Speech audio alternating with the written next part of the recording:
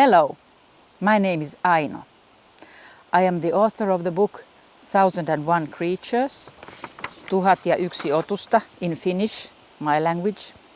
Now that it has been translated into English, I'm happy to welcome you to meet a curious bunch of the world's animal species. Some of them familiar to you, some maybe not yet. I made this book together with the illustrator Laura Merz. In fact, it all started from her animal drawings. Laura is my goddaughter, so I have known her since she was very little. I had never met a child who would love animals as much as she did. I remember how she used to walk her pet goat in the streets of her hometown like most people walk dogs. She had other pets too, like rabbits, cats, snails, lobsters, and she loved to draw animals. Now that Laura is a grown-up, her job is to draw pictures. In her life as a professional artist, animals still play a very important role. Most of Laura's creative work is inspired by the natural world, and animals are still her favorite theme to draw. For this book, Laura decided to find a new, exciting way to make pictures of animals. Instead of looking at animals, or films or photos of them, she decided to draw all the characters from her memory. How would the animal look this way? She also abandoned her usual drawing tools like pens and pencils. She lined her studio floor with paper and splashed ink around, making a lot of mess on the paper. She chose funny new tools like sticks, combs, sponges, pieces of cardboard, and started to work. Very soon she saw familiar shapes appear from the ink blots. The ink marks reminded her of different animals. A tail here, a muzzle there, maybe some antlers over there. All Laura had to do was to add some strokes and details to make her creatures recognizable for others as well. You can try this too. Soon Laura will show you how much fun playing with ink and shapes can be. It was such a joy for me to write about the animals Laura had drawn for this book. In each chapter we focus on one animal species and one special, important characteristic of that creature. Before you start making pictures of zebras with Laura, I will read you the chapter that tells us why zebras have stripes. The title is Zealous Escape Artists. How does a zebra recognize its mother? By her stripes, of course. No one else can make head or tail of them. When the zeal of zebras sprints off to escape, the stalking predator sees only a black and white blur. No heads or tails. What to seize onto? Insects marvel too. The stripes quiver in their eyes. Where to jab your stinger? There are many kinds of camouflage. The zebra, the cheerful stripy pants of the savannah, must be pleased with its own. At the end of each chapter, we have a question for you. Here we ask, does the zebra's camouflage only work in a zeal? What do you think?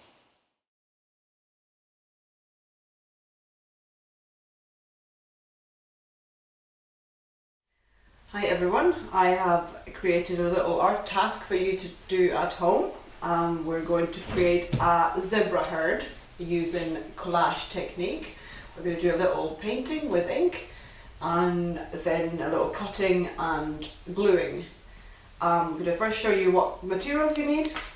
We need some white paper to paint our stripes on, and we need one coloured paper or piece of card for the background of our collage work. It can be any colour. I've chosen this yellowish savannah-like colour, and you need some other coloured paper. I like to use black and greys for my zebras. And then we're going to need some scissors. If you have some of these, I don't know what they're called, these kind of pattern scissors, they could be really fun, but not necessary. We need some brushes for painting, preferably thick ones and thin ones. And you're going to need a glue stick. And optional additions are some sponges that you can paint with, or a comb. And we need some ink or paint. I like to paint with Indian ink, but you can basically use any black paint or ink that you can find. And another thing that's quite useful is what's it called, a hole punch for the office. I'll show you what to do with this later on, but it's also not necessary. And we're going to start with painting the thing that's the most distinctive things about zebras, which is of course the stripes. And we're going to start by taking white paper. Now at this point I really hope that you've covered your table or wherever you're painting and are not wearing your best clothes, because you're going to make a little bit of a mess here and it's boring. It's not so great if you have to be careful with your surroundings or your clothes. Actually, I'm going to put my painting jacket on. So we're going to take a sheet of white paper. Actually, the bigger the better, because then you can experiment more. And yeah, do not try to spare paper with this. We can do loads because it gives us more options in the later stage of this project. So we're going to start with different brushes, and I've got some ink here in a bowl. And we're just going to paint stripes, and you can freely experiment with the brushes you have. Even just one brush creates many different kind of stripes. You can do thin ones, kind of ragged ones, depending on how wet your brush is.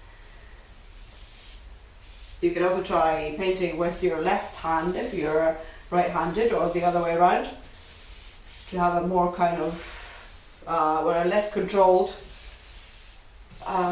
result.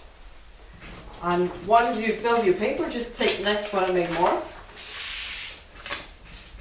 Do little skinny stripes next.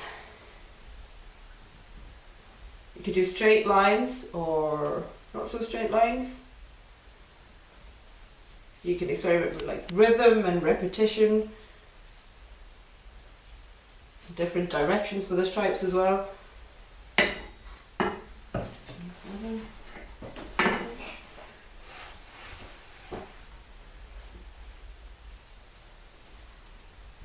And anyone can draw stripes, so you can't fail at this. So just get creative and have fun.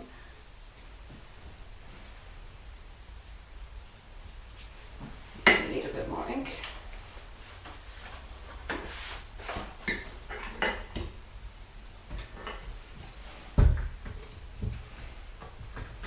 You can also try thinning your ink a little bit with water, and then you get more grey tones.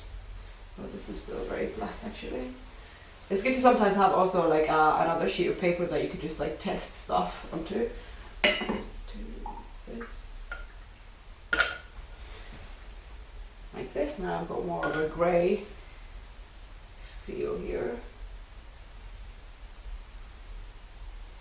Just play with your brushes, and you can also use things like, I really like to use combs because these are excellent for making really thin stripes. Or you can look around the house or wherever you are and see if you can find some other interesting tools that might be useful for creating stripy effects. I'm getting some very thin stripes with this one. And often the way you hold and the way you move the tool also create it. You can get different effects. Very, very different effects with just one tool, depending on how you hold it and how you move it, and how much pressure you use, for example.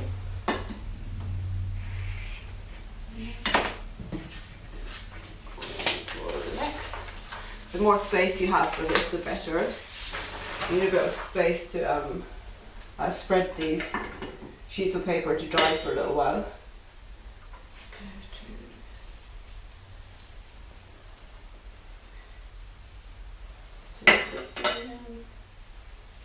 You could try with a wet brush and a half wet brush and a dry brush.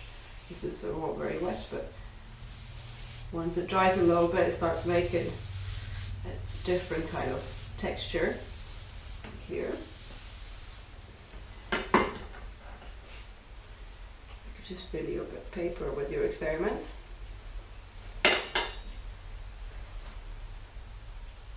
And remember that this is not a finished piece yet, this is actually just one step, and we're actually going to cut up these bits of stripy paper that we cut, so don't think too much about the zebras or the end result at this stage. The main thing is to just like be experimental and have fun with this at this stage. One more. Put this to dry there. Sponges that you find maybe in your cleaning cupboard can also be quite good to draw with.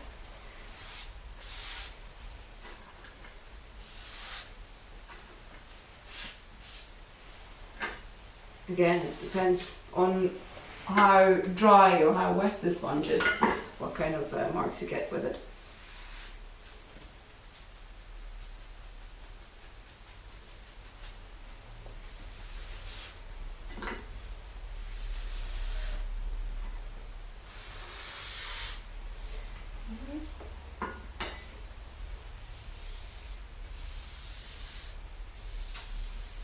Now I have quite a lot of stripes. I'm going to take a break here and leave my painted papers to dry because they need to be dry for the next stage. So now it's maybe a good break for lunch or something, or to go play outside if that's allowed.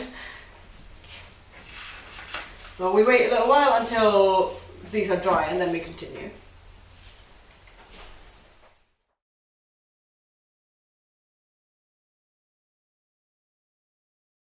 You can start by just looking at the wonderful stripes that you've created and finding the most interesting parts of the paper that you maybe want to use.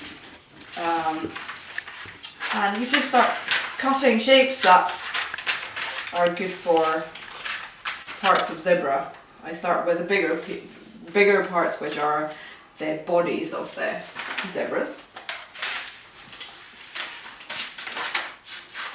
And this is of course up to you to decide what shape your zebras are.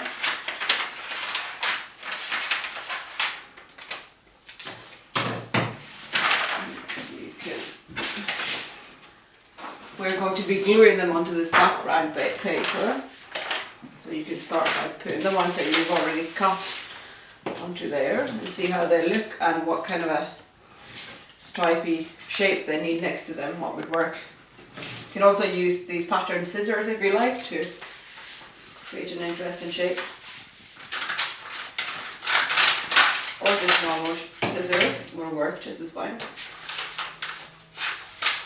And you can play, again, you can play with the rhythm of the stripes. You can have some zebras having vertical stripes and some having horizontal or even diagonal, different angled stripes. Some with really thick stripes and some with really skinny ones, to make a nice and varied composition.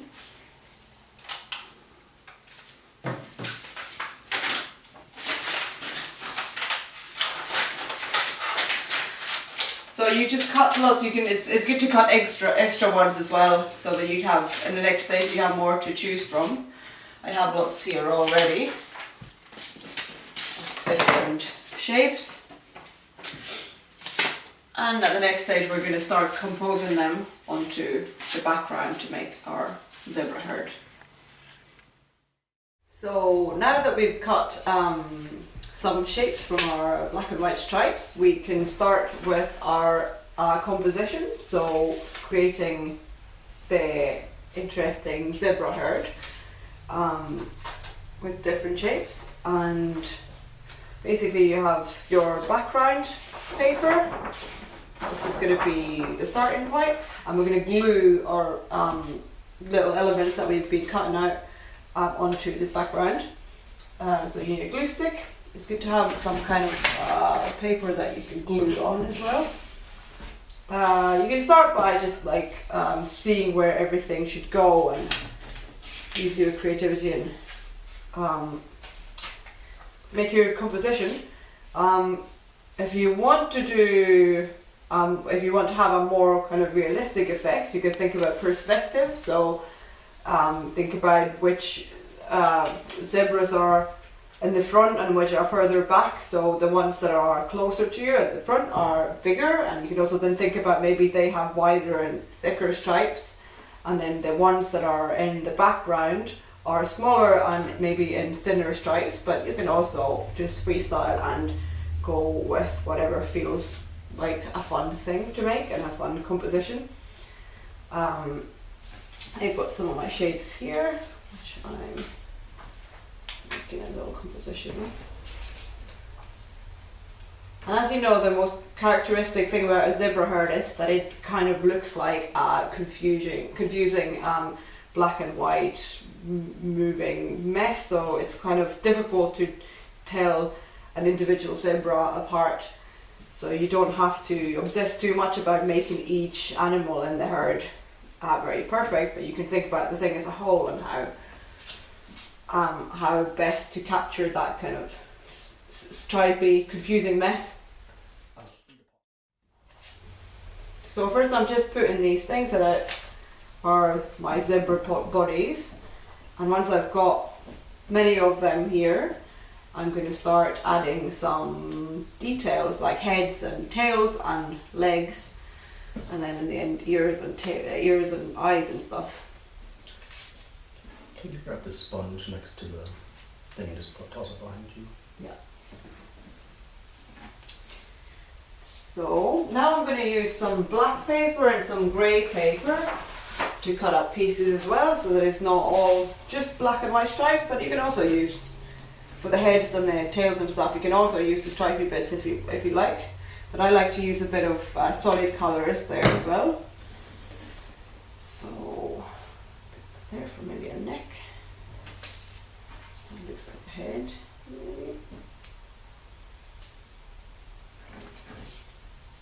And cut up more.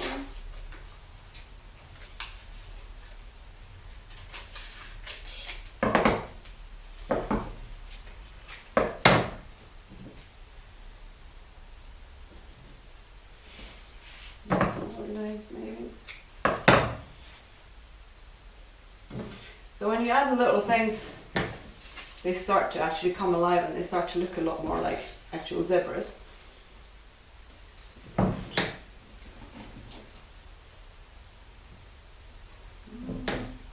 And now this is where you can use these pattern scissors if you like, because these make quite nice effects when you cut them, this kind of zigzaggy thing that I've got here.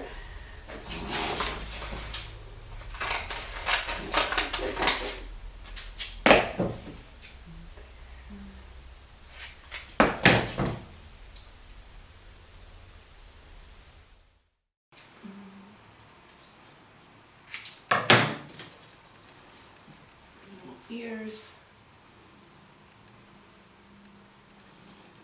And that we really need to make them really stand out like actual zebras. We need some eyes, and this is where we can use this hole punch. You take the bottom of it out, and this now is a perfect tool for cutting circles, which could be used for eyes, for example. Some white paper.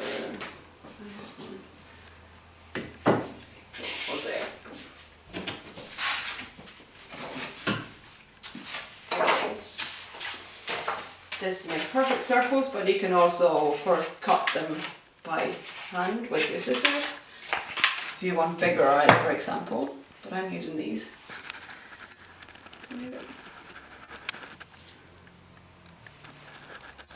There. And one there. And you can also use a marker pen, for example, or use the ink that we used earlier to draw little details in the eyes. Or any other details you want to add with a marker pen, you're free to do so.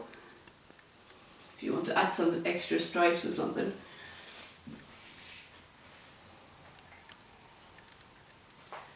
Let's give that one a grey eye.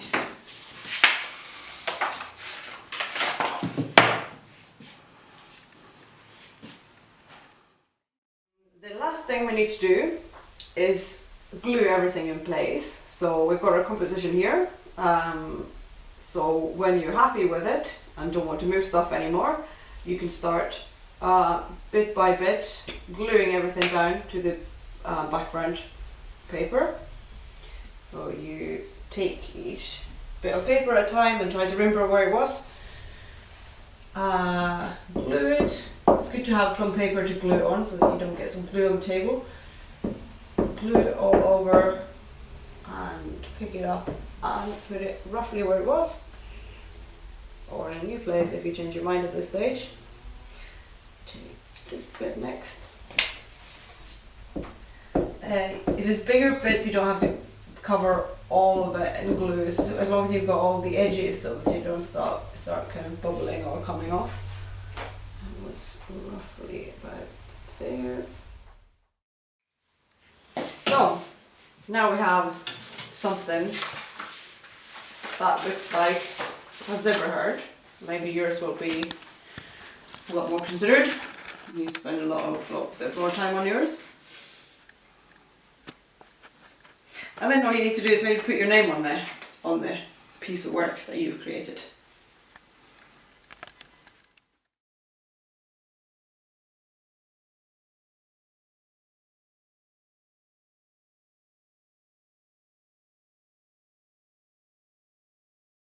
So my abstract and instinct illustration style was developed almost like a side product of a long-standing personal battle against perfectionism.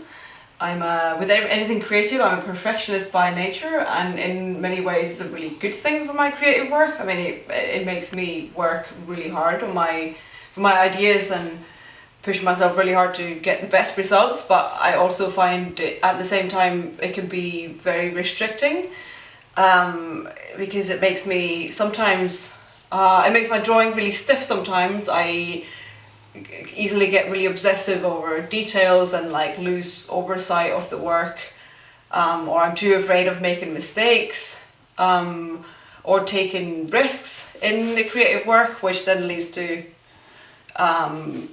easily leads to kind of mannerisms and basically it's inevitable in creative work to experiment and make mistakes and learn from your mistakes, and I'm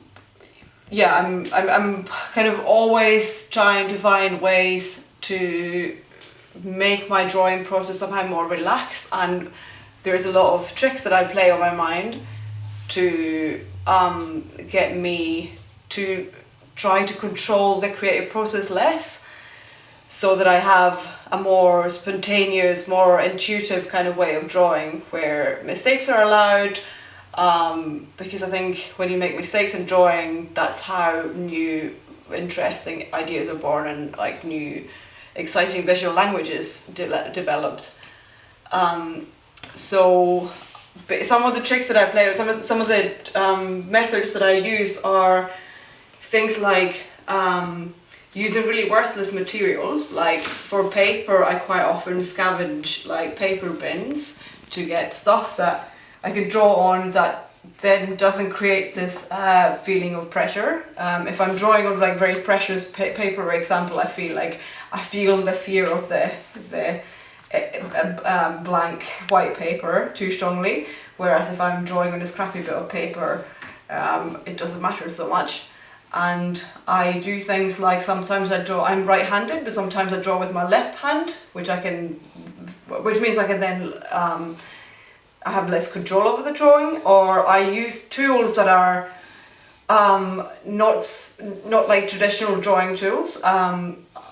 When I started drawing my experimental ink drawing animal character, for example, for example, I kind of abandoned traditional drawing tools like pens and pencils and nice fine brushes, and instead I picked up things like bits of cardboard or bits of plastic or some cleaning equipment, building equipment, stuff that I found outside, like sticks and sometimes sponges, and yeah, anything I could find, anything that I think would make an interesting mark when you use it as a drawing tool. And sometimes I do things like tie my brush to the end of a very long stick.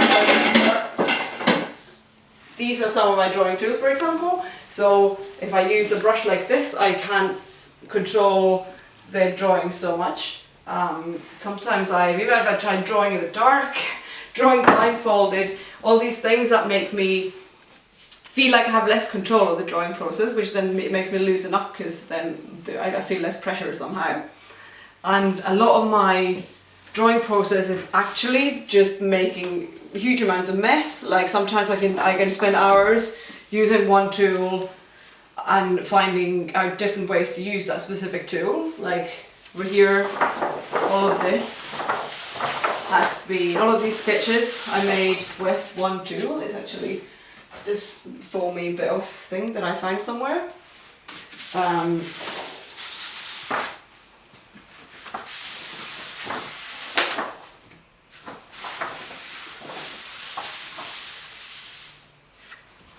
So just the way you hold the tool and yeah, the way you can play around with just one tool to create lots of different marks and play with rhythm and repetition, pressure.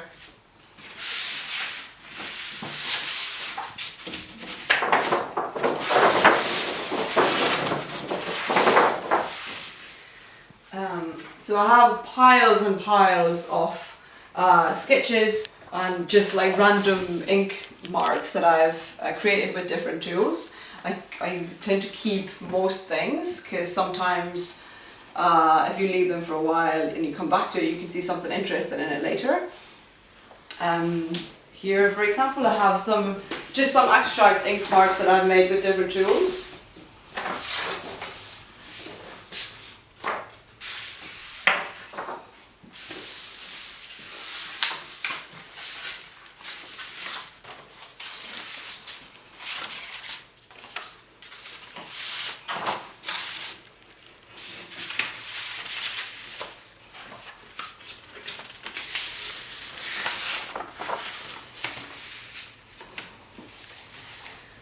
And when I'm drawing animals, for this book, for example, all the animal characters I drew from my memory, so I didn't use any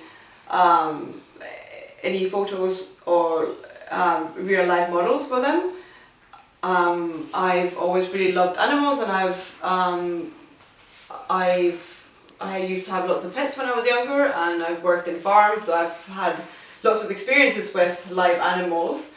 And when I'm drawing them, I try to access my the kind of experiences and memories I have of different animals, and rather than going for a realistic style of drawing, I try to capture the kind of essence of each animal species that I'm drawing, or like the energy of the animal, by drawing quite minimally and but also quite expressively at the same time. I quite often work in a way that I start by making these kind of ink splashes with different tools, and then I look at them and then let my imagination kind of take over, and I see some recognizable shapes, or the ink blots recognize me of certain animals, for example, and then all I need to do is add a little details to them to bring them kind of alive and make them recognizable to other people as well. Yeah. So, I'm Laura Merz, the illustrator of this book 1001 Creatures. Thanks a lot for joining me on the studio visit. It's been great making zebras. I hope you enjoyed the task, and I'm sure you created some wonderful works. Bye everyone. Thank you.